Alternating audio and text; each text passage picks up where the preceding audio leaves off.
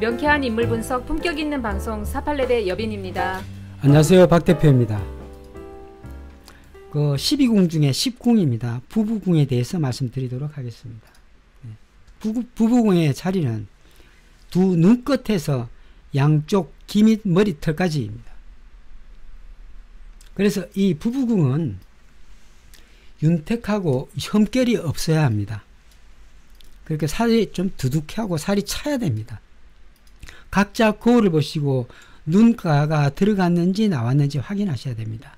들어갔다는 것은 좋은 것이 아닙니다. 처첩궁이나 또는 간문이라고도 일컫습니다. 네. 그래서 만약에 저쪽이 차서 두둑하고 좋으면 배우자의 덕이 있고 집안에 재물이 가득하다 하는 옛말이 있습니다. 네. 특히 부부궁이나 처첩궁에 간문 자체가 깊이 꺼져 있거나 꺼져 있게 되면 부부운이 좋지 않아서 이혼하거나 혼자 살기가 쉽습니다. 저쪽 부분을 성형하는 거 추천합니다. 네. 또 특히 부부궁 자체에 사막이나 흠결이 있게 되면 이것은 또 외부에 또 바람나는 불륜을 일으킬 수가 있습니다. 네, 참 좋지 않죠. 네, 또 부부 생사나 이별을 가져오기도 합니다. 또 부부 눈끝에 어미 부분, 그렇죠. 저쪽 부분이 자글자글한 사람이 있습니다. 제가 가끔 말씀드립니다. 저쪽이 제가 가끔 도화자리라고 이렇게 이야기하는데요. 저쪽에 어미에 주름살이 너무 많으면 배우자가 좋지 않습니다. 사실은요. 그래서 이건 단점입니다. 깊이 이야기는 하지 않겠습니다. 검은색이 돌게 되면은 이혼하기 쉽습니다. 단 본인 자체가 더럽지만은 자녀 때문에 오래 사는 사람도 있고, 또 아닌 본인 자체가 자존감이 강해서 또 끝까지 결혼생활 하는 사람도 있지만 어쨌든 좀 불행하기는 마찬가지 아니겠습니까? 네.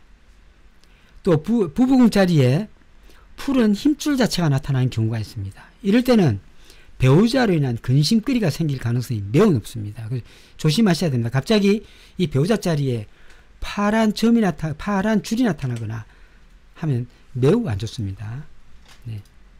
이 배우자의 간문, 즉 처첩궁 자리에 살이 두둑하고 탄력이 있으면 건강이 좋습니다. 또 이곳에 살이 없고 탄력이 없으면 콩팥 기능이 약합니다. 그래 콩팥 기능이 약해서 건강에 유의하셔야 됩니다. 특히 이쪽이 너무 들어가게 되면 콩팥 환자나 좀 몸이 아픈 환자는 회복이 어렵다는 점 꼭 명심해 주시기 바라겠습니다. 네. 오늘은 여기까지 하고요. 내일은 재배궁, 즉 코에 대해서 말씀드리도록 하겠습니다. 자, 여러분 얼굴 먼저 보여드리겠습니다. 제가 항상 이야기합니다. 그 사람의 얼굴을 볼 때 흘러내린 얼굴은 좋지 않다고 항상 이야기합니다. 흘러내린 얼굴은 항상 힘이 듭니다. 네. 흘러내렸다는 것은 에너지가 조금 적다, 그렇게 보고, 또 턱을 항상 이야기하는데 턱 자체가 너무 받침이 없으면 자녀와 인연이 없고 주변의 사람이 나를 받쳐주지 않습니다. 그래서 이분도 턱 자체가 굉장히 약한 사람이고 입도 약간 불면서 후후 불면서 이야기하는 그런 스타일입니다. 이런 것들은 내 기를 밖으로 내는 것이고 또 기를 갖다 품어낸다, 이렇게 볼 수가 있습니다. 눈 자체가 다 처져 있습니다. 저렇다는 눈 자체가 처져 있다는 것은 배우자 궁에서도 별로 좋지 않은 것이고 생각이 많은 것이고요. 어떤 부분에서는 얼굴 전체가 길기 때문에 보수적 성향이 드러난다 하겠습니다. 그런데 이분 자체가 우리가 흔히들 이야기하는 법령, 즉 팔자 주름이 아주 약하게 됩니다. 그래서 이분이 하는 일에 대한 전문가냐 전문가가 아니냐를 볼 때는 전문가가 거의 아니다라고 볼 수가 있습니다. 그것은 팔자주름 자체가 굉장히 약합니다. 제가 이야기했듯이 어떤 분이 팔자주름이 칼처럼 꺼져 있으면 한 칼 한다고 이야기했습니다만, 이 법령이라는 것은 법을 지키는 이런 권력 기관도 됩니다. 실제로요. 그런데 이 법령이 약하다 보니까 불법도 서슴지 않고 왔다 갔다 할 수 있다, 이렇게 볼 수가 있는 것입니다. 그래서 이분 자체가 어떤 이야기를 할 때 되면 입을 내놓고 이야기를 합니다. 그런 것도 단점이지만은 얼굴 전체가 흘러내렸다, 그리고 콧방울 자체도 굉장히 약하기 때문에 재배궁인 코가 자체가 굉장히 희박하다, 약하다. 이렇게 볼 수가 있습니다. 또 지금 현재 하는 이런 일들 자체가 코와 광골이 받쳐주지 않기 때문에 한 만큼의 인정을 못 받고 해봤자 그 모양 그 꼴이다라고 볼 수밖에 없습니다. 네. 그냥 하는 거죠. 돈을 벌기 위해 하는 거죠. 네. 네. 아무런 개념이 없는 사람이다 이래 볼 수가 있습니다. 네. 네. 그리고 눈 밑에 보면 눈이 시커멓습니다. 그렇네요. 눈밑이 약간 색이 어둡네요. 눈밑이 시끄럽습니다. 네. 전 자식궁 자체가 좋지 않고 또 그 선생 이분 자체도 건강에 그리 좋지 않다. 어느 부분이 좋지 않다는 것은 말하지 않겠습니다만 어쨌든 별로 좋지 않습니다. 몸도 좋지 않고 네. 아랫술이 나와서 재물에 대한 욕구나 욕심이 되게 많은 사람인데요. 말할 때마다 그렇죠. 그런데 뺨에 살이 없다는 것은 그만큼 에너지도 약하지만 재물 쪽이 약하다. 돈도 별로 없다. 그래서 여기에 붙었다 저기 붙었다. 철수한테 붙었다가 광훈이한테 붙었다가 또 이번에 또 누구한테 붙을지 모르겠습니다. 아무튼 철새 같은 사람이고 흘러내린 얼굴은 본인 자체가 운기도 다 했다 이래 볼 수가 있습니다. 많이 보고 싶지 않은 그런 얼굴 중에 하나다. 네. 이렇게 하겠습니다. 네. 예전 얼굴 한번 보고 비교해 보겠습니다. 이거는 좀 웃으니까 조금 자, 콧방울도 나와 보이고. 저것은 살이 네. 쪘죠. 지금은 흘러내렸잖아요. 그렇죠? 저것은 뭡니까? 아래 입술이 많이 나와 있습니다. 그렇죠?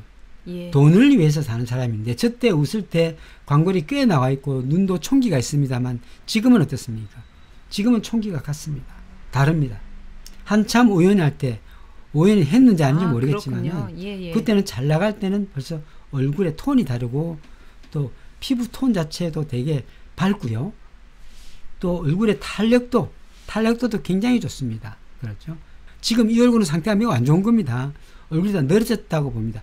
얼굴의 탄력도 자체가 많이 떨어져 있습니다. 그래요. 저 콧방울이 작다는 것은 그만큼 돈도 없다. 그렇게 볼 수밖에 없습니다. 네. 네. 광대뼈아래가 파있다는 것은 매우 좋은 것은 아닙니다.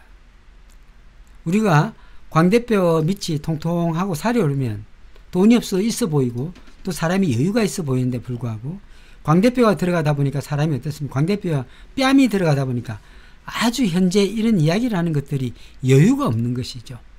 여유가 없고 쫓기는 그런 얼굴이 드러나기도 합니다. 네. 자, 이분홍 씨 누군지 아십니까? 이분? 잘 나갔을 때 밀어붙이는 사람이에요. 저 사람은요. 이분이 서지현 검사도 변호했다가 중간에 그만두신 분이에요. 했다가 아마 중간에 빠진 모양이에요. 예. 서지현 검사 변호했던 김재련 변호사입니다. 그러니까요. 이번에 그 박원순 시장님 그 성추행 석폭행도 아니고 성추행 사건으로 굉장히 집요하게 지금 물건으로 지시는 분인데요. 저때 상은 굉장히 잘 나갔던 상 중에 하나입니다. 잘 나갈 때의 얼굴입니다. 걔게 뭐 탄력도도 있고요. 웃을 때 보면 각이 딱딱 거리는데 특히 저 법령자리가 굉장히 좋아 살아 보입니다. 그래서 직업에 대한 이런 관심도나 자기 직업에 대한 또 자존감이랄까 자존심을 여러 가지 갖고 있다 이래 볼 수가 있습니다. 네. 네. 물론 세월이 많이 지났지만 현재는 이렇습니다. 자, 여러분들 여러분들 어떠세요? 좀 많이 마른 게 좋은 건가요? 아닙니다. 눈이 폭 들어갔습니다. 그렇죠. 저 사람의 전체 상 자체는 폭발적 성향이 있습니다. 특히 눈 밑에 좀 그렇고요. 눈이 약간 들어간 상태에다가 짧은 머리를 누가 합니까? 주로 파이터들이 하죠. 맞습니까? 짧은 머리는 파이터들이 합니다. 밀어붙이는 권투선 저분 옷 입혀서 링 위에 올려도 뭐 올릴 사람 아니에요. 완전히 복싱 선수 같이 그만큼 보이는데요. 공격적인 사람이다 이래 볼 수가 있습니다. 눈빛이 실제. 굉장히 강하네요. 예. 눈빛도 저 만두눈으로 해서 굉장히 참고 가면서 끝까지 마무리 짓고 물고 늘어지는 성향이 바로 저 눈의 특성 중에 하나입니다. 말을 할 때 굉장히 세게 이야기를 하고 강하게 이야기를 했기 때문에 입이 앞으로 돌출된 것입니다. 코가 시작되는 입구에 들어간 부분이 있습니다. 저기 상근짜리라 그러는데 저 부분이 안 좋을 때는 41세, 42세, 43세까지 안 좋았다. 조금 직업에 전환이 있거나 또 변화가 있었다. 별로 좋지 않았다라고 볼 수가 있습니다. 헤어스타일이 많이 바뀌었는데요. 물론 이게 사람이 운에 따라서 마음도 많이 바뀌게 마련인데요. 머리를 노랗게 물들였어요. 자, 이건 이 사람의 생각이겠죠? 성향 자체가 완전히 다른 거죠. 왜 네. 그러냐면 검은 머리 자체가 질김을 이야기하고 꾸준함을 이야기합니다. 한국적인 머리가 검정머리거든요. 그런데 이 사람은 한국적인 머리가 아닌 갈색의 머리를 다 했습니다. 이 갈색의 머리는 나를 건드리지 말라는 뜻이 됩니다. 머리까지 잘랐잖아요. 남성화된 그 머리에서 자 머리 색깔같이 갈색으로 변했다는 것은 나는 누구의 간여도 받기 싫다. 나는 자유롭다. 나를 건드리지 말라. 나는 내 길을 간다. 이런 것들이 바로 갈색의 머리입니다. 만약에 빨간색을 했다면 어떻습니까? 완전히 자유로운 사람. 모든 거에 자유로운 사람이 되겠죠. 어쨌든 그런 변호를 맡다 보니까 글쎄 뭐 그 고소 피해자를 위해서 변호를 하는 것인지 아니면 본인이 뭔가 악에 받쳐서 하는 건지 얼굴이 일단 표정이 그렇게 좋지는 않네요. 약간. 네. 저 사람은 너무나 높이 올라온 거예요. 상적으로 봤을 때도. 자, 김종인 씨에 대해서 알아볼 텐데요. 김종인 씨가 보면은 표정이 참 다양해요. 이렇게 찌푸리거나 그 옆 사람을 이렇게 눈빛을 쏘거나 이런 표정이 많은데요. 오늘 팁을 하나 드리자면 공부하시는 분들 상관격 자체가 나를 숨기지 못해요. 표정을 숨기지 못하고 표정을 있는 그대로 발설할 때가 많습니다. 그렇지만 이 김종인이라는 사람은 철저하게 자기 보호를 하는 또 사람이고 또 공평한 사람이고 또 이렇게 생각할 수 있습니다. 그래서 이 사람 상관의 특징 자체는 이 우라가 치밀 때나 화가 날 때 이걸 숨길 수가 없습니다. 맞아요. 네. 기분 나쁘면 인상 그대로 팍 쓰고요. 안 좋으면 안 좋은 대로 또 표현하는 게 또 상관의 특징이거든요. 저 사람의 현재 저런 형태를 보면 어떻습니까? 굉장히 실수했구나 아니면 뭡니까? 굉장히 고심하는 그런 눈동자의 한 눈을 보입니다. 입을 가리는 것도 사실은 바디랭귀지인데 요즘 그 막말 때문에 그 입을 좀 막고 싶었나요? 그래, 본인 맞아요. 입을? 예, 맞습니다. 네. 그 맞고요. 저 사람 행동에서 다 드러나는 겁니다. 저건요. 그러니까 자기가 많이 먹어본 사람이 이야기하는 거예요. 김종인 씨가 요새 유권자가 돈 맛을 알아버리는 것이 걱정이 된다라고 해서 이분의 이제 예전 일을 말씀드릴게요. 93년 5월 27일 날 뇌물수수 사실이 보도가 되면서 이분이 구속 수감이 되었습니다. 사실은 이분 자체가 50대부터 그냥 사실 좀 망한 거예요. 되는 일이 없었다고 봐야죠. 네, 되는 일이 없는데 이때 잘못 물은 거죠. 잘못 덥석 그냥 그 없이 물었다가 날아간 거예요. 덥석 물은 거예요. 그래서 올해 이 김종인 씨가 사실은 2022년을 바라보고 있거든요. 2022년. 안 되지만은 그래도 들어가면 억지로 한다면 될 수 있겠지만은 조금 불가능하다 이래 보입니다. 그래서 대통령은 그냥 끝났어요. 이 사람이 이렇게 네. 안 됩니다. 일단 올해 한 해는 사실은 반짝이죠. 이분 자체가 결과물도 있고. 사실은 올해 12월 달까지는 아주 좋습니다만은 내년 뭐 이 3월 달 이후부터는 굉장히 운기가 완벽하게 하락해가지고 이분 자체가 가버립니다. 그냥 꼼짝도 못하고 그냥 사라질 가능성이 매우 높아요. 내년운이 굉장히 안 좋습니다. 내년을 제가 이야기한 적이 없거든요. 김종인의. 내년이 아주 대박 안 좋습니다. 네, 끝장날 가능성이 많습니다. 그런데 올해 운이 너무 좋기 때문에 어떤 일을 치르고 나서 어떤 일을 완벽하게 해놓고 내려가지 않을까 하는 생각도 하고 있습니다. 네, 이분의 운으로 봤을 때 몇 개월 안 남았는데요. 보니까. 올해 말까지. 네. 제가 보는 왼쪽 눈은 꺾였고 오른쪽 눈은 둥구스름하게 처져 있습니다. 자, 눈은 꺾인 것과 처진 것이 달라요. 자, 김종인의 눈을 보면 오른쪽은 후천이기 때문에 후천적으로는 많은 고뇌와 많은 생각이 있었다 이렇게 보이고 선천적으로는 눈이 둥글게 나왔는데 불구하고 후천적으로 살아가면서 많은 머리를 쓰고 또 고뇌에 찼다, 고뇌를 했다 이렇게 볼 수가 있습니다. 예. 그래서 눈은 작을수록 집념이 강하다, 또 집중을 잘한다 잊지 마시기 바랍니다. 눈이 처져 있으면서도 눈이 꺾여 있으면서도 눈이 깊게 꺾여 있는 사람일수록 굉장한 집념, 집중을 잘하는 것입니다. 그럼 이 눈과 지금 현재 대표의 눈을 한번 보겠습니다. 이 눈과 현재 이낙연 민주당 대표의 눈을 보면 확연히 차이가 납니다. 여러분들. 눈을 설명해 드리면 아실 거예요. 눈은 우리의 뇌와 직결되어 있기 때문에 나의 생각이나 또는 뭐 강한 집념, 또 집중 이런 것들이 드러나 있습니다. 그런데 이 김종인의 눈을 보면 눈이 아주 길게 해가지고 밑에까지 쫙 쳐져 있습니다. 그런데 이낙연 씨의 눈은 짧고 동그랗게 딱 이렇게 있습니다. 그럼 짧고 동그란 눈은 순간순간 변화하면서 가는 것이고 길게 꺾인 눈은 길게 보면서 한번 딱 잡았으면 끝까지 가서 그걸 마무리 지려내는 성향이 있습니다. 그런데 협치하겠다고요? 협치 당하겠네요. 제가 볼 때는 그렇게밖에 안 보입니다. 두 분 중에 누가 리드를 당하고 누가 리드를 할까요? 협치한다면. 뭐 겉보이기에는 뭐 펀치라고 하니까는 뭐 리드하는 것 같지만은 리드를 당할 사람은 따로 있죠. 실제로 여러분들한테 맡기겠습니다. 누가 리드를 당하겠습니까? 눈을 자세히 보십시오. 눈은 우리가 생각하는 것들, 내 느낌, 이런 것들은 눈으로 드러난단 말이죠. 이 눈을 갖다가 무시할 수 있습니까? 또 눈썹을 보십시오. 이마를 보십시오. 이마를 누가 잘생겼습니까? 여러분들 판단에 맡기겠습니다. 눈 자체가 많이 우리가 눈이 올라간 사람과 내려간 사람을 볼 때 올라간 사람은 뒤끝이 없다고 하고요. 내려간 사람은 물귀신이라고 그럽니다. 그럼 물귀신과 싸워서 이길 사람이 어디 있습니까? 특히 가장 무서운 눈이 바로 하에탈의 눈인데요. 이 하에탈의 눈은 물면 놓지 않아요. 끝까지 물고 내려진 게 하에탈의 눈이란 말이에요.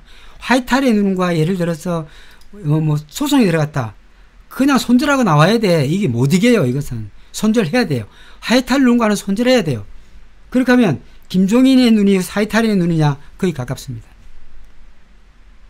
그럼 저는 순수한 눈을 굽고 삼기에는 이 하에탈 눈 닮은 사람이 쉬워요, 어려워요, 여러분들?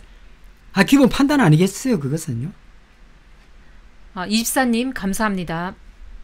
180석이 왜 이리 전전긍긍합니까? 이유가 뭐예요?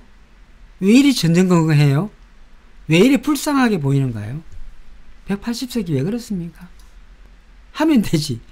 왜 눈치 봐요? 대표는 눈치 봅니까? 왜 눈치 봐요? 나 우습지도 않습니다. 이것은요. 왜 눈치 봐야 돼요? 처음에 막 밀어붙이더니 대표가 딱 들어오니까 그냥 바짝 엎드려가지고 다 해주겠다, 받아주겠다. 우리가 상임위원회까지만 해도 굉장히 밀어붙였죠. 예. 강경하게. 그거 가지고 독재다, 말다, 이렇게 말이 많았는데, 이제 당대표 나오고 나서부터는 어때요? 여러분들 생각은 어떠신가요? 여러분들 생각. 어떻습니까, 여러분들? 더 당대표가 결정되고 나면은 말씀하시겠다고 하셨고. 대표 이전에 대표가 아니니까 말씀을 못 드리겠다 해놓고, 대표가 되고 나서도 말이 없습니다. 개혁에 대한 이런 방구도 없고요. 또 특히 공수처에 관한 어떻게 하겠다는 이런 미래지향적인 발언이나 이런 것들은 전혀 없습니다. 과거지향적이죠. 총리가 있을 때도 잘했고 이렇게 코로나도 잘 이겨냈고 과거지향적 이야기를 하고 있어요. 미래지향적 이야기를 해야 되는데. 대표님이 보시기에는 그 주원내 대표를 누가 와도 힘든 상대인가요? 아니면은 민주당이 못하는 건가요? 주 원내대표의 특징이 있어요. 물고 내려지는 것. 여기는 물귀신들만 모여있네요. 우리가 목소리를 들으면 모릅니까? 목소리. 저 목소리 얼마나 듣기 싫습니까, 여러분? 주영씨 목소리 듣기 좋은 사람 손 들어봐요. 아주 짜증이 나, 그 목소리 들으면. 그 목소리가요, 요렇게 따지고 저렇게 따지고 저렇게 따지고 이렇게 따지는 그런 목소리 하나예요. 굉장히 피곤해요. 그러면 누굴 내보내야 이분을 갖다 확 그렇게 꺾을 수 있을까요? 아주 다 내보내야 돼, 다. 다 그냥 협치고 뭐고 그냥 이쪽에서 그냥 독식해버릴까요? 그냥 알아서 그냥 그렇게 해야죠. 없는 당연히. 셈 치고 국민의힘은 없다 생각하고 그냥 국민의 짐입니다. 이 국민의 짐을 드러내야 될 거 아니에요. 왜 국민의 짐을 지고 가려고 그러십니까?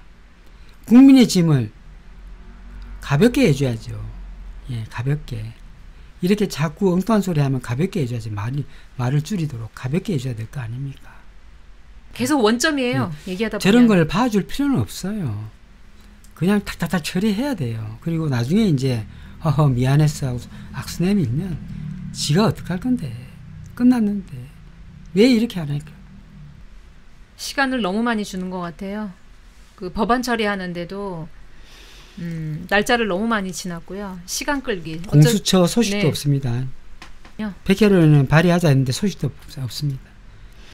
정말 답답해 죽겠습니다. 지금 몇 개월 안 남았는데 이제 새로운 이제 인물이 드러나게 되면 자연히 레임덕은 다 누구나 있는 것 아니겠습니까?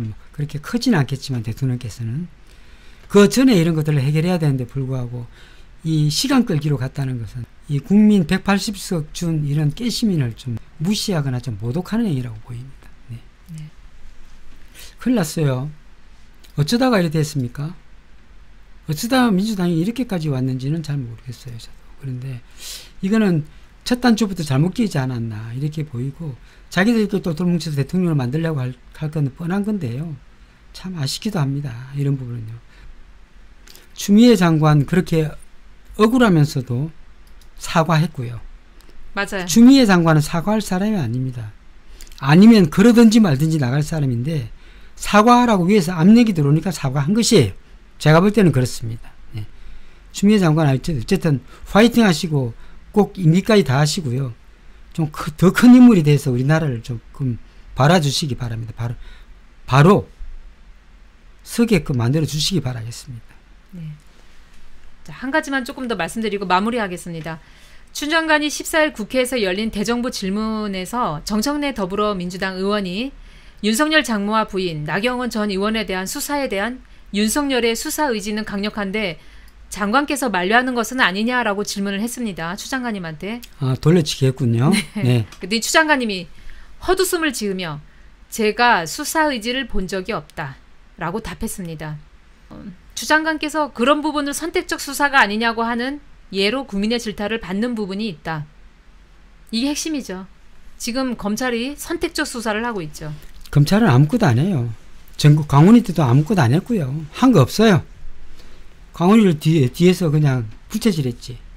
그렇게밖에 못 봅니다. 그래서 이 지금 민주당이 지금 현재 하는 것들이 잘 하는 것인지는 물론 많은 좀 시간이 지나면 알게 되겠지만은 제가 생각하는 바로는 뭔가 잘못되어 가고 있지 않나. 현재는 그렇게 생각할 수밖에 없습니다. 네. 그 사람의 성향이나 또는 행동이나 자세나 말투나 연설을 할 때 모습을 보면 잘못되어 가고 있지 않나 이렇게 봅니다. 문 대통령께서 10월 달에 어떤 큰 결정을 하셔야 될 것 같은데요. 참 걱정입니다. 네. 네. 자, 오늘은 저 명리학적으로 짧게 하고 넘어가도록 하겠습니다. 용신에 대해서 매우 궁금하실 것입니다. 이 용신은 고전 명리학인 연본 일주와 또 서자평이 난 일간으로 보는 명리학이 있습니다. 그리고 고전 명리학인 연본 일주는 연을 중심으로 해서 사주를 봤습니다. 이것은 2500년 전에 나온 사주 명식으로 거의 한 1500년 전간 쓰였던 사주 명식이죠. 그런데 1000년 전부터 서거이라는 분이 새롭게 창안해낸 것이 바로 자평 명리학입니다. 이 자평 명리학을 1000년 전부터 사용하는데 연주, 즉 조상자리를 보는 것이 아니고 나를 중심으로 해서 사주를 보는 것이 탄생되었습니다. 그 중에 용신이라는 것이 있는데 용신을 월령자, 제강이야, 간명, 성간, 제강이라 해서 방간기어라 해서 월령은 제강이라 사주를 살필 때는 먼저 제강을 살피고 즉 월령을 살피고 그 나머지를 살핀다라고 했습니다. 또 용신이 손상되어서는 안 되고 일관이 또 근황한 것이 어뜸이다라고 했는데 요즘에 시중에서 사주를 푸는 거 보면 일주가 근황하나 근황하지 않느냐를 먼저 판단하고 나중에 용신을 잡는지 안 잡는지 잘 모르겠습니다. 그래서 사주를 정반대적으로 보고 있다. 이렇게 볼 수 있습니다. 또한 용신, 불과 손상 이래서 용신은 일에 쓰이는 신으로 월령이 가장 중요한 핵심이라 적혀 있으며 용신이 손상되어서는 안 되고 일주가 근황한 것이 어뜸이라는 뜻이 되겠습니다. 즉 일주에 근인 남난을 봐야 되겠지만은 또 없으면 없는 대로 운에서 들어올 수 있고 또 세운에서 들어올 수 있는 것입니다. 그 근의 주에 근황한 것을 찾다 보면은 사주가 다 무너지게 되어 있습니다. 그리고 일주가 강하고 약하고 보는 것이 아니고 일주가 왕하냐 쇠하냐 이렇게 있는 것입니다. 일주가 강하냐 약하냐 하시면 안 됩니다. 일주가 왕하냐 쇠하냐 이렇게 읽고 있으면 됩니다. 동양의 역법은 5세기부터 목성 중심으로 하는 역법이 있어 왔습니다. 그래서 사주 명리학에 있어서 가장 먼저 기입하고 중요시했던 연주는 목성의 위치를 뜻합니다. 즉 월지 즉 월령은 태양을 중심으로 하는 지구 공정 궤도를 12등분한 것이며 일주는 지구에 직접 영향을 끼치는 달과의 관계를 나타내는 것입니다. 그리고 시진은 지구의 자전 궤도를 뜻합니다. 용신에 대한 정의를 월령 용사 지신이라고 합니다. 그래서 용신에 대한 정의를 좀 더 쉽게 정확하게 표기하고 있죠. 그래서 한 발 더 나아가서 팔자 용신 정구 월령이라 해서 사주팔자에서 용신은 모두 다 월령에서 구하는 것이다 라고 확고한 정의를 내리고 있습니다. 이런 것을 어기면서까지 일간의 근을 먼저 보고 토가 몇 개다, 수가 몇 개다 이렇게 사주를 봤다는 건 그냥 몇십 년을 배워도 사주가 풀리지 않습니다. 그리고 또 희신, 즉 상신의 의미를 보면요. 우리가 철제, 월지장간이 어떤 기운이며 천간에 투가 있는지 여부부터 살펴야 됩니다. 그래야 음양오행상 볼 때 정확한 용신의 기운이 무엇인지 알아야 되겠고요. 둘째는 용신이 길신인지 흉신인지를 구분해야 됩니다. 용신이 길신이라면 다른 기운, 즉 상신이나 희신에 의해서 길신인 용신이 잘 보좌를 받고 있는지 살펴야 하고, 아울러 길신인 용신을 극하는 기운, 즉 사주 내에 나쁜 글자가 작용을 하고 있는지의 기운이 무엇인지도 잘 살펴야 합니다. 용신이 흉신이라면 잡아내거나 극을 하든지 해야 되는데 행여나 이 흉신을 도와주는 글자가 있는지를 또 확인하셔야 됩니다. 이 나쁜 글자가 십성이나 육친상 어떤 기운인지 여부도 섬세히 또 살펴봐야 되는 것이죠. 그래서 이것들만 볼 수 있다면 이미 8글자는 넘어간다라고 볼 수가 있겠습니다. 그 다음에 이제 대운이나 세운에 의해서 사주 내에 병이 치유되는 것인지 더 병이 깊어지는 것인지 이를 정확하게 살펴보는 것이 바로 사주를 보는 관건이 되겠습니다. 오늘은 여기까지 하겠습니다. 자격증 문의 때문에 전화 주신 분들 가끔 공부 어떻게 하는지 물어보시는데요. 공부를 하셨던 분이 계시고 또 처음이신 분들이 있는데, 공부를 하셨던 분들은 뭐 교재, 이론 뭐 이런 거를 말씀하세요. 교재가 있느냐? 그러면 이론이 있으면 책을 좀 추천해 달라 하시는데, 이게 명리학 공부할 때 혹시 이론이나 서적이 필요한가요, 대표님? 필요하지 않습니다. 제가 가끔 교문고나 특히 종로서적이나 가서 항상 책을 봅니다. 어떤 사람이 훌륭한 책을 내놨나 싶어서 보면 제가 추천할 책이 한 권도 없습니다, 사실요. 네. 사주 명리학이 이론이 다 다르다라고 알고 계시고요. 혹시 이제 저희가 가르치는 거하고 다른 데서 가르치는 데가 혹시 있지 않을까 생각하는데, 이론은 어떤가요? 다른 데서 가르치는 거랑 저희가 이론이 가르치는 아까 이야기했듯이 용신을 잡는 법부터 완전히 다르기 때문에 뭐 토가 많소, 수가 많소, 뭐 그래가지고 떠내리가니 많이 이렇게 강의하는 사람들이 많은데요. 사주를 절대 그렇게 보시면 안 됩니다. 네, 저희가 명리학 공부할 때 공부하기 이전에 이게 실전이 가능한 이론인지 가르치시는 분한테 본인 사주를 감명받고 안 좋으면 왜 안 좋은지 글자를 보고 설명을 해달라고 하셔서 이게 명확하게 딱 떨어지고 그 논리가 충분하다고 하면 배우셔도 상관없습니다. 그러면 이거를 잘못 배우고 또 상담을 하게 되면 어떤 오류가 있을까요? 조금 전에 사실은 제가 그분한테 미안하지만 상담을 했습니다. 재혼하실 분인데 남성의 사주를 갖고 와서 저한테 물어봤습니다. 나와 어떻습니까? 하길래 궁합 자체는 그냥 50점밖에 안 되지만은 이 남성분이 너무나 사람이 좋습니다. 이분은 뭘 맡겨도 걱정 없이 맡길 수 있고요. 걱정 안 해도 됩니다. 사람이 매우 좋고 반듯하신 분입니다. 했더니 이분이 깜짝 놀라시는 거예요. 며칠 전에 다른 데 사주를 보니까 이 사람이 굉장히 나쁜 사람이니까 당장 3개월 안에 헤어지라고 했답니다. 이 사람은 사람을 이용하는 사람이고 나쁜 사람이라고 했답니다. 제가 아는 안도에서는 그 사람은 매우 좋은 사람이고 또 교수나 교사가 하면 적절한 사람인데 불구하고 굉장히 순수한 사람인데 불구하고 나쁜 사람이라고 이렇게 판단을 한 겁니다.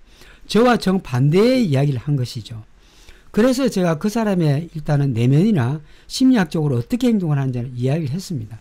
내가 한 이야기는 다 맞는데 그쪽에 심리학적으로 하나도 풀어주지도 않고 운만 딱딱 이야기하고 그 사람과 헤어지라는 이야기만 했다는 겁니다. 뭐 누구한테 사주를 본지는 모르겠지만 본인도 마찬가지지만은 사업을 해야 됩니까? 할 때 저는 지금 현재 이 사업을 하면 내후년까지만 괜찮지만 그 이후로는 완전 말아먹게 됩니다. 그래서 우리가 사업을 할 때는 향후 5년을 보고 사업을 해야 되는데 불구하고 이것을 넘으면 안 됩니다. 라고 말씀드렸어요. 그래서 하시면 안 됩니다. 선생님은 60 몇 살까지 이 사업을 했다면 큰일 납니다. 다만 할 수 있는 방법은 상대 배우자가 될 이 사람이 매우 좋은 사람이기 때문에 믿고 맡길 수 있는 사람이기 때문에 결혼하시고 같이 하셔도 상관없습니다. 했더니 이분이 하는 소리가 그쪽에서 지금 당장 사업을 해야 했답니다. 3개월 내에 사업을 하면 큰 돈을 번다고 이렇게 얘기했는데 제가 볼 때는 완전히 말아먹는 운이었거든요. 그래서 저는 깜짝 놀랐습니다. 세상에 이렇게 사주를 완벽하게 거꾸로 봐놓고 이 사람은 그래서 3개월 전에 그 사주를 봤는데 남자를 그렇게 내치고 지금 거의 헤어지려고 마음 먹는 순간에 저한테 전화를 했던 것입니다. 이 명리학은요, 반대로 볼 수가 있습니다. 굉장히 무서운 것이죠. 그래서 이 명리학을 배우실 때는 좀 뭐랄까요, 정확한 이론하에 명확하게 이야기해 주셔야 됩니다. 첫째, 그 사람의 심리 상태나 행동 반경까지 다 이야기해 줘야 되고, 상대가 이야기했을 때 이 사람이 어떻게 반응을 한다는 거 이야기해 주고, 이 사람이 반응할 때 선생님은 어떻게 반응할 것이라고 이렇게 이야기해 줘야 되고요. 선생님의 속성상 게을러서 집에 누우면 누워있고 하루 종일 아무것도 하기 싫어하는 사람이고, 또 나가게 되면 열심히 일하는 사람 중에 하나다. 그래서 이중적 태도를 가진다 하니까 너무나 놀래요. 그럼 상대는 어떤 사람이냐? 상대는 겉보기에는 약간 가볍지만 내부적으로는 되게 안정이 된 사람이고 괜찮은 사람이고 또 반듯한 사람이다. 그래서 그 사람의 내면 심리를 다 이야기해 줬어요. 그러니까 이분이 그때 안심을 하는 거죠. 그럼 결혼해도 되겠습니까? 해도 됩니다. 다만 궁합 자체가 50%라도 그 사람 자체는 매우 좋은 사람이기 때문에 결혼해도 상관은 없습니다. 라고 이야기해 줬습니다. 자, 어떻습니까, 여러분? 이 어디 가서 물어봐서 운을 거꾸로 본다거나 그 사람에 대한 평가를 반대로 한다면 얼마나 큰 일이 벌어지겠습니까? 3개월째 끊어내려고 헤어지려고 이분이 노력을 했다고 합니다. 저희 선생님들께서도 명리학을 제대로 공부하셔서 정말 가족들 그 만나 다 확인하셔서 나가서 써먹으시면 됩니다. 예, 그리고 제가 말씀드렸듯이 배우는 선생님한테 사주를 꼭 보셔야 됩니다. 그 선생님이 사주를 정확하게 보는 것인지 내 운을 정확하게 보시는 건지 확인하시고 공부를 하시기 바랍니다.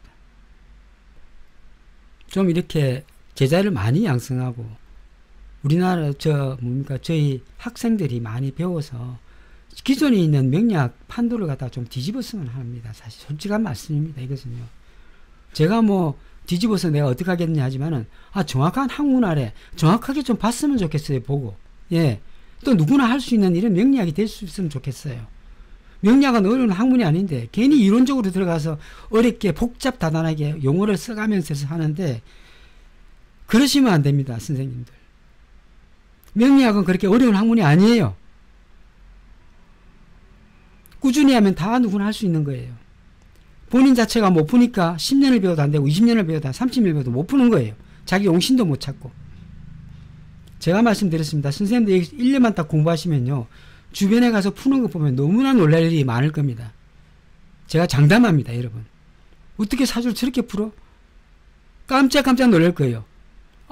사람이 구독자가 저놈한테 사주 저렇게 풀어? 반드시 그렇게 이야기할 거예요. 저한테. 네, 오늘 여기까지 하도록 하겠습니다. 여러분. 이렇게 방문해 주셔서 감사하고요. 내일 또 뵙도록 하겠습니다. 내일 모레 또 뵙도록 하겠습니다. 감사합니다. 다음 시간에 뵙겠습니다. 감사합니다.